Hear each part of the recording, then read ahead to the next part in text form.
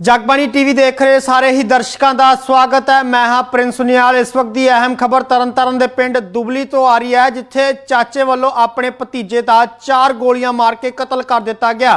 चाचे ने अपनी 315 राइफल तो अपने भतीजे का कतल किया है। तो तमाम जानकारी असीं तुहाडे नाल साझियां करांगे। तो तुहानूं दस दईए कि भतीजे का करीब 2 महीने पहला विआह होया दस्सिया जा रहा सी। वो चूड़े वाली बांह अज अपने पति नूं उड़ीक रही है, पर उस दे पति दी अज उस थां तो अर्थी चक्की जा रही है।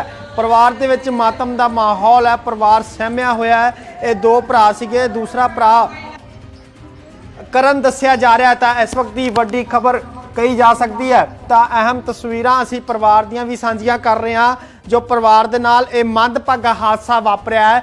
ये उसकी पत्नी है जो उस अपने पति नूं उड़ीकदी पई है। उसनूं बिल्कुल भी समझ नहीं आ रहा कि की हो चुकिया है उहदे नाल। तो तुहानूं दस दे कि बीती शाम चाचे वालों धोखे दे नाल अपने भतीजे करण नूं घरों लैके गया और घरों ले जाके सिर्फ उन्होंने ये कहा कि घरे प्राहुणे आए हुए ने, तो आपां घर चलीए। तो जो घरे उसनूं लैके गया तो घरे कोई नहीं सीगा। तो जिस तो बाद ये हादसा इंज वापरिया। तो उसने अपने ही भतीजे नूं अपनी 315 राइफल दे नाल 4 गोलियां मारियां ने। तो इस दे विच ये भी वड्डी गल कही जा रही है कि उसदे करण दी माता ते उसदे भरा उसनूं लैण भी गए सी और उसदे चाचे ने कहा सी कि असीं भेज देवांगे इसनूं, तुसीं घरे जाओ। जिवें ही करण दे माता ते उसदा भरा जिहड़ा घरे पहुंचदा है, तो उस तो बाद जिहड़ा चाचे वल्लों गोलियां मार दित्तियां जांदियां ने। तो ये तस्वीरां भी असीं घर दियां साझियां कर रहे हैं। ये वो शख्स है करण जिस दे गोलियां मार के कतल कर दिता गया। उसदे भरा नूं भी नहीं पता लगा की होया। तो जो पुलिस मौके पर पहुँचती है तो उसका चाचा जिहड़ा उत्थों फरार हो जाता है। तो तरनतारन दे पिंड दुबली तो खबर सामने आ रही है, चाचे वालों अपने भतीजे का 4 गोलियां मार के कतल कर दिता गया। बेखौफ चाचे का जिगरा, जिसने अपने भतीजे नूं भी नहीं बख्शिया, अपने भतीजे के उत्ते वार कर दिता। हालांकि गल नहीं पता लगी है कि गल असल दे विच की हुई है, क्यों अपने भतीजे का गोलियां मारिया, अपने भतीजे दे नाल की दुश्मनी सी उसदी, उसदे बारे कोई अहम जानकारी नहीं है। पर फिलहाल जो खबर आई है, जो इलाके के लोगों ने दस्सिया, उन्होंने भरा ने दस्सिया कि चाचे ने अपने भतीजे नूं रात घरे बुला के 315 राइफल दे नाल करीब 4 गोलियां मारियां ने। तो परिवार का यह कहना कि असी मौके पर जिहड़ा करण नूं हस्पताल भी लैके गए हैं, पर उसकी उदों तक जान जा चुकी सी। तो परिवार दे नाल इलाके के लोग भी मौजूद है, पिंड के पंच सरपंच सब उत्थे मौजूद ने, ताकि परिवार नूं इत्थे हौसला मिले। तो उसकी पत्नी जिहड़ी है वो मंजे ते पई हुई है, उसनूं बिल्कुल सुध बुध नहीं है कि उसदे नाल एक ही भाणा वापर चुकिया है। करीब 2.5 महीने दसे जा रहे हैं इसके विआह नूं होए सीगे। हाले नवा विआह होया सीगा। पत्नी नूं पति का भी चाह हुंदा और पति नूं भी पत्नी का चाह हुंदा, पर ये चाह अधूरे रह गए। पति दे नाल जिहड़े 2 महीने ही बिताए और चाचे ने गोलियां मार दी अपने ही भतीजे करण नूं, जिसकी पत्नी अज बेसुध पई है घर के अंदर और उसनूं बिल्कुल भी जमा होश नहीं है। तो इस वक्त की वड्डी खबर असीं तुहाडे नाल साझी कर रहे हैं। बेखौफ चाचे दे जिगरा कि अपने ही भतीजे ने गोलियां मार दित्तियां। परिवार नूं हाले तक कोई सुध बुध नहीं है। धोखे दे नाल घरे लैके जांदा। करन कहा जा रहा है कि रात नूं रोटी खा के पैण लग्या सी, पर उस तो पहलां चाचे ने यह कहा कि घरे प्राहुणे आए ने तो घरे आपां जाना है। तो जिस तो बाद करन उन्हां दे नाल चला जांदा और घरे कोई नहीं हुंदा। तो घरे जाण मगरों उन्हां दी माता जी उन्होंने लैण भी जाते हैं, पर उन्होंने भी धोखे नाल घरे भेज के जिहड़ियां गोलियां चाचे वालों मार दी जाती है। की लगता सी माता या उन्हां दे भरा नूं कि कोई गल होण वाली है, तां ही उसनूं लैण गए सी, पर उसनूं करण ने वापस भेजता कि मैं आ जाऊँगा थोड़ी देर दे विच। पर उस मगरों उसकी घरे लाश आई है। तो 4 गोलियां मारियां गईयां ने 315 राइफल के नाल चाचे वालों, जिस तो बाद करण ने मौके पर ही दम तोड़ दिता और बिल्कुल नज़दीक तो गोलियां मारियां दसियां जा रही ने। जो उसके चाचे ने एक कार्रवाई की है, उस कार्रवाई तो बाद ये जी हरकत चाचे ने की है। इस तो बाद कहा जा रहा है कि चाचा उन्होंने फरार हो चुका है मौके तो और उसकी भाल पुलिस कर रही है। परिवार इंसाफ की मंग कर रहा है, चाहे उन्होंने चाचा ही है, पर अज वो कह रहा है सानू इंसाफ चाहिए है और जो साडे नाल ये भाणा वापरिया है ਇਸ ਦੇ ਨਾਲ ਇੱਕ ਵਾਰ ਫਿਰ ਰਿਸ਼ਤੇਦਾਰ ਸ਼ਰਮਸਾਰ ਵਾਲੀ ਗੱਲ ਹੋ ਚੁੱਕੀ ਹੈ ਕਿ ਰਿਸ਼ਤੇਦਾਰੀਆਂ ਦੇ ਉੱਤੇ ਵੀ ਹੁਣ ਸਵਾਲ ਚੁੱਕੇ ਜਾ ਰਹੇ ਆ। ਅਜਿਹਾ ਹੀ ਜਿਹੜਾ ਮਾਮਲਾ ਲੁਧਿਆਣੇ ਤੋਂ ਵੀ ਸਾਹਮਣੇ ਆਇਆ ਸੀ। ਸਹਿਜ ਨੂੰ ਉਸਦੇ ਚਾਚੇ ਨੇ ਜਿਹੜਾ ਉਸਦੇ ਤਾਏ ਨੇ ਜਿਹੜਾ ਮੌਤ ਦੇ ਘਾਟ ਉਤਾਰਿਆ ਸੀ, ਉਦੋਂ ਵੀ ਰਿਸ਼ਤੇਦਾਰੀ ਨੂੰ ਸ਼ਰਮਸਾਰ ਕਰਨ ਵਾਲੀ ਗੱਲ ਸੀ। ਤਾਂ ਅੱਜ ਇੱਕ ਵਾਰ ਫਿਰ ਤੋਂ ਤਰਨਤਾਰਨ ਦੇ ਵਿੱਚ ਜੋ ਮਾਮਲਾ ਸਾਹਮਣੇ ਆਇਆ, ਆਪਣੇ ਹੀ ਭਤੀਜੇ ਨੂੰ ਗੋਲੀਆਂ ਮਾਰ ਦਿੱਤੀਆਂ। ਇੱਕ ਵੱਡਾ ਸਵਾਲ ਖੜਾ ਹੁੰਦਾ ਹੈ। ਬੇਸ਼ਰਮੀ ਦੀਆਂ ਹੱਦਾਂ, ਇਨਸਾਨੀਅਤ ਦੀ ਸਾਰੀਆਂ ਹੱਦਾਂ ਇੱਥੇ ਚਾਚੇ ਨੇ ਖਤਮ ਕਰ ਦਿੱਤੀਆਂ ਔਰ ਆਪਣੇ ਭਤੀਜੇ ਨੂੰ ਮੌਤ ਦੇ ਘਾਟ ਉਤਾਰ ਦਿੱਤਾ। ਤਾਂ ਇਸ ਵਕਤ ਦੀ ਵੱਡੀ ਖਬਰ ਕਹੀ ਜਾ ਰਹੀ ਹੈ, ਤਰਨਤਾਰਨ ਦੇ ਪਿੰਡ ਤੋਂ ਇਹ ਖਬਰ ਸਾਹਮਣੇ ਆ ਰਹੀ ਹੈ ਔਰ ਇਸ ਦੇ ਵਿੱਚ ਇਹ ਜ਼ਰੂਰ ਕਿਹਾ ਜਾ ਰਿਹਾ ਹੈ ਕਿ ਇਸ ਵਕਤ ਪਤਨੀ ਨੂੰ ਬਿਲਕੁਲ ਸੁੱਧ ਬੁੱਧ ਨਹੀਂ ਹੈ, ਉਸ ਨੂੰ ਕੁਝ ਨਹੀਂ ਹਾਲੇ ਵੀ ਪਤਾ ਲੱਗ ਰਿਹਾ ਕਿ ਉਸ ਦੇ ਨਾਲ ਕੀ ਹੋਇਆ।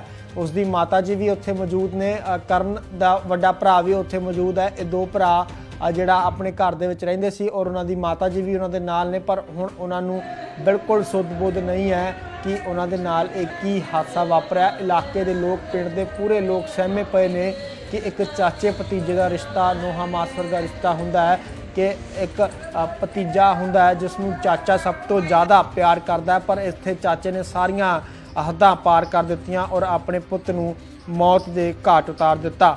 ਤਾਂ ਇਸ ਵਕਤ ਦੀ ਵੱਡੀ ਖਬਰ ਸਾਂਝੀ ਕੀਤੀ ਜਾ ਰਹੀ ਹੈ ਕਿ ਚਾਚੇ ਵੱਲੋਂ ਭਤੀਜੇ ਨੂੰ 4 ਗੋਲੀਆਂ ਮਾਰੀਆਂ ਗਈਆਂ 315 ਰਾਈਫਲ ਦੇ ਨਾਲ ਔਰ ਕਰਨ ਦਾ 2.5 ਮਹੀਨੇ ਪਹਿਲਾਂ ਵਿਆਹ ਹੋਇਆ ਸੀ। ਅੱਜ ਰੋਂਦੀ ਕੁਰਲਾਉਂਦੀ ਉਹਨਾਂ ਦੀ ਪਤਨੀ ਇੱਕਦਮ ਸਹਿਮ ਚੁੱਕੀ ਹੈ। ਨਾ ਤਾਂ ਉਹਨਾਂ ਦੀ ਅੱਖਾਂ 'ਚ ਹੰਝੂ ਹੈ ਔਰ ਨਾ ਉਹਨਾਂ ਦੇ ਚਿਹਰੇ ਤੇ ਕੋਈ ਹਲਚਲ ਹੈ, ਜਿਸ ਤੋਂ ਬਾਅਦ ਸਾਫ਼ ਲੱਗਦਾ ਹੈ ਕਿ ਉਹਨਾਂ ਨੂੰ ਬਿਲਕੁਲ ਸੁੱਧ ਬੁੱਧ ਨਹੀਂ ਹੈ। ਉਹਨਾਂ ਨੂੰ ਅੱਗੇ ਆਪਣਾ ਜੋ ਦਿਖ ਰਿਹਾ ਉਸ ਨੂੰ ਲੈ ਕੇ ਉਹ ਸਹਿਮੇ ਪਏ ਨੇ। ਇਸ ਨੂੰ ਲੈ ਕੇ ਬਿਲਕੁਲ ਹੋ ਸਕਦਾ ਕਿਉਂਕਿ 2 ਮਹੀਨੇ ਹੀ ਹੋਏ ਸੀ ਵਿਆਹ ਨੂੰ, ਜਿਸ ਤੋਂ ਬਾਅਦ ਕਰਨ ਦੇ ਨਾਲ ਚਾਚੇ ਨੇ ਅਜਿਹਾ ਕਾਰਾ ਕਰ ਦਿੱਤਾ ਕਿ ਉਸਨੇ ਆਪਣੀ ਅਲਵਿਦਾ ਆ ਗਿਆ, ਦੁਨੀਆ ਨੂੰ ਰੁਖਸਤ ਹੋ ਗਿਆ ਪਰਿਵਾਰ ਤੋਂ। ਇਹ ਪਰਿਵਾਰ ਦੇ ਜਿਹੜੇ ਜੀ ਆ ਉੱਥੇ ਮੌਜੂਦ ਹੈ। ਪਰਿਵਾਰ ਕਰਨ ਦਾ ਭਰਾ ਵੱਡਾ ਜੋ ਉੱਥੇ ਮੌਜੂਦ ਹੈ, ਜਿਸ ਨੂੰ ਬਿਲਕੁਲ ਸੁੱਧ ਬੁੱਧ ਨਹੀਂ ਹੈ, ਉਹ ਚਾਚੇ ਦੀ ਭਾਲ ਲਗਾਤਾਰ ਪੁਲਿਸ ਨਾਲ ਕਰ ਰਹੇ ਨੇ ਔਰ ਉਹਨਾਂ ਨੂੰ ਗ੍ਰਿਫਤਾਰੀ ਨੂੰ ਲੈ ਕੇ ਲਗਾਤਾਰ ਥਾਂ ਤੇ ਛਾਪੇਮਾਰੀ ਵੀ ਕੀਤੀ ਜਾ ਰਹੀ ਹੈ। ਤੇ ਵੱਡੀ ਖਬਰ ਕਹੀ ਜਾ ਸਕਦੀ ਹੈ, 2 ਮਹੀਨੇ ਪਹਿਲਾਂ ਵਿਆਹੇ ਭਤੀਜੇ ਨੂੰ ਚਾਚੇ ਨੇ ਗੋਲੀਆਂ ਮਾਰ ਕੇ ਮੌਕੇ ਤੇ ਹੀ ਮੌਤ ਦੇ ਘਾਟ ਉਤਾਰ ਦਿੱਤਾ। ਵੇਖੋ ਆ ਤਸਵੀਰਾਂ ਜੋ ਨੇ ਅਸੀਂ ਤੁਹਾਡੇ ਨਾਲ ਸਾਂਝੀਆਂ ਕਰ ਰਹੇ ਹਾਂ। ਆ ਤਸਵੀਰਾਂ ਪਿੰਡ ਦੀਆਂ ਨੇ ਜਿੱਥੇ ਇਲਾਕੇ ਦੇ ਲੋਕ ਮੌਜੂਦ ਨੇ ਔਰ ਉਹਨਾਂ ਪਰਿਵਾਰ ਦੇ ਨਾਲ ਗੱਲਬਾਤ ਕਰ ਰਹੇ ਨੇ, ਪਰਿਵਾਰ ਨੂੰ ਇੱਥੇ ਹੌਸਲਾ ਅਫਜ਼ਾਈ ਕਰ ਰਹੇ ਨੇ।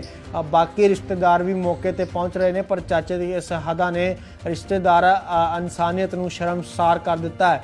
ਤਾਂ ਕਈ ਮਾਮਲੇ ਹੁਣ ਤੱਕ ਪੰਜਾਬ ਦੀ ਹੀ ਮੈਂ ਜੇਕਰ ਗੱਲ ਕਰਾਂ ਤੇ ਪੰਜਾਬ ਦੇ ਵਿੱਚ ਕਈ ਮਾਮਲੇ ਹੁਣ ਤੱਕ ਸਾਹਮਣੇ ਆ ਚੁੱਕੇ ਨੇ ਜਿਸ ਨੂੰ ਰਿਸ਼ਤੇਦਾਰੀਆਂ ਨੇ ਸ਼ਰਮਸਾਰ ਕੀਤਾ ਹੈ। ਤਾਂ ਤਰਨਤਾਰਨ ਤੋਂ ਇਹ ਖਬਰ ਸਾਹਮਣੇ ਆ ਰਹੀ ਹੈ, ਕਰਨ ਨੂੰ ਚਾਚੇ ਨੇ ਹੀ ਮੌਤ ਦੇ ਘਾਟ ਉਤਾਰਿਆ ਹੈ। 3 ਤੋਂ 4 ਗੋਲੀਆਂ ਜਿਹੜੀਆਂ ਮਾਰੀਆਂ ਗਈਆਂ ਬਿਲਕੁਲ ਕਰੀਬ ਤੋਂ, ਉਹ ਵੀ 315 ਰਾਈਫਲ ਦੇ ਨਾਲ, ਜਿਸ ਤੋਂ ਬਾਅਦ ਕਰਨ ਦੀ ਮੌਕੇ ਤੇ ਮੌਤ ਹੋ ਜਾਂਦੀ ਹੈ। ਪਰਿਵਾਰ ਮਾਤਾ ਦਾ ਰੋ ਕੇ ਬੁਰਾ ਹਾਲ ਹੈ ਔਰ ਵੱਡਾ ਭਰਾ ਵੀ ਸਹਿਮਿਆ ਹੋਇਆ ਨਜ਼ਰ ਦਿਖਾਈ ਦੇ ਰਿਹਾ ਔਰ ਜੋ ਉਸਦੀ ਪਤਨੀ ਹੈ ਉਸ ਨੂੰ ਲੈ ਕੇ ਇੱਥੇ ਬਹੁਤ ਵੱਡਾ ਦੁੱਖ ਜਤਾਇਆ ਜਾ ਰਿਹਾ ਹੈ ਕਿ ਪਤਨੀ ਦਾ ਸਿਰਫ ਹਲੇ 2 ਮਹੀਨੇ ਹੀ ਹੋਏ ਸੀ ਵਿਆਹ ਨੂੰ।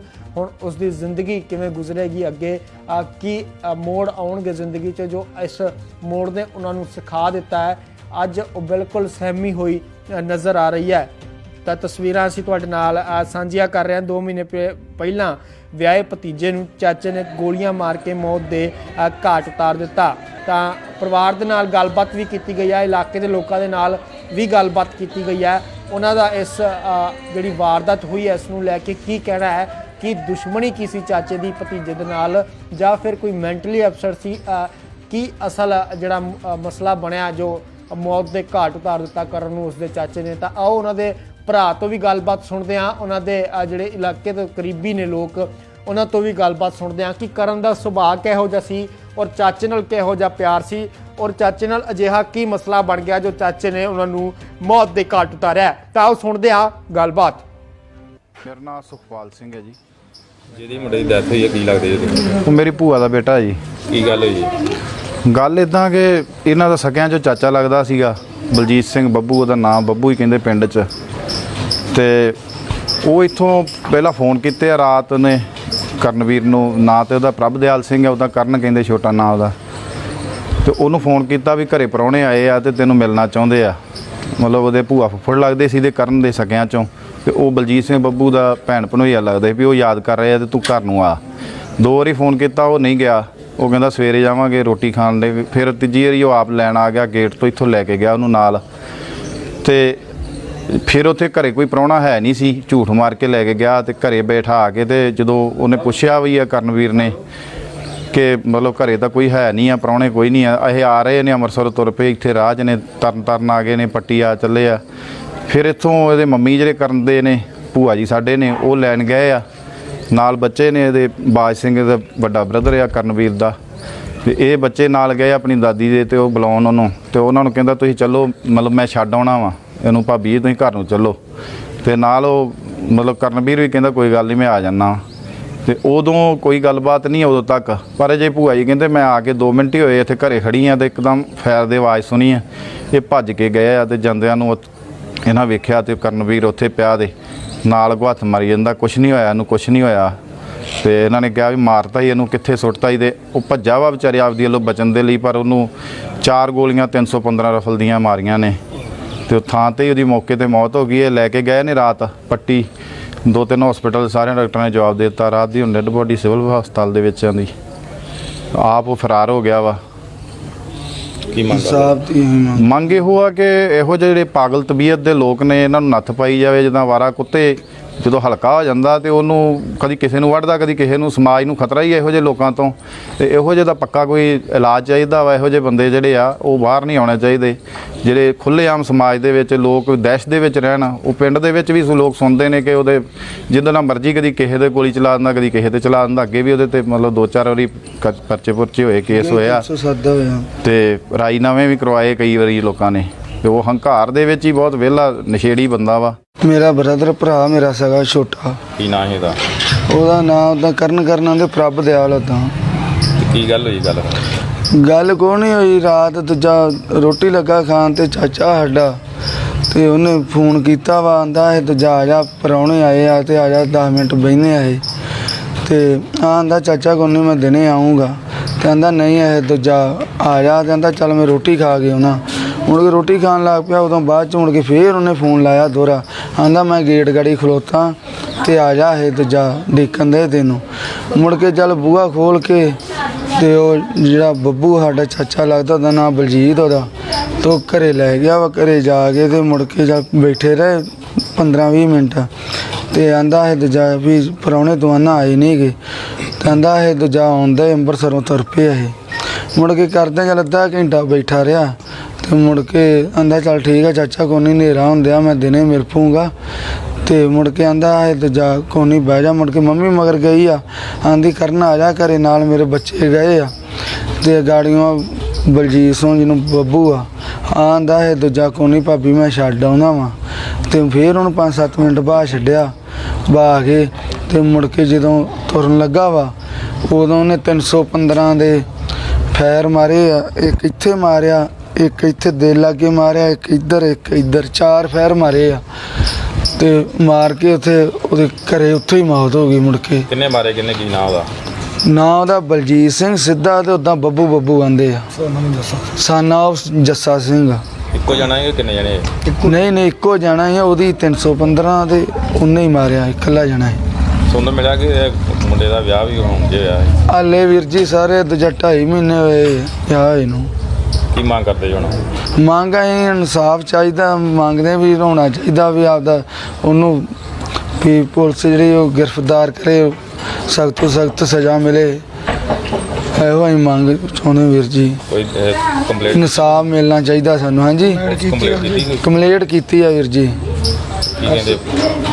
ਉਹ ਰਾਤ ਵੀ ਆਏ, ਪੁਲਿਸ ਨੇ ਤਲਾਸੀ ਲੈ ਕੇ ਗਈ ਆ ਦੂਜਾ ਆਪਣਾ ਘਰੋਂ।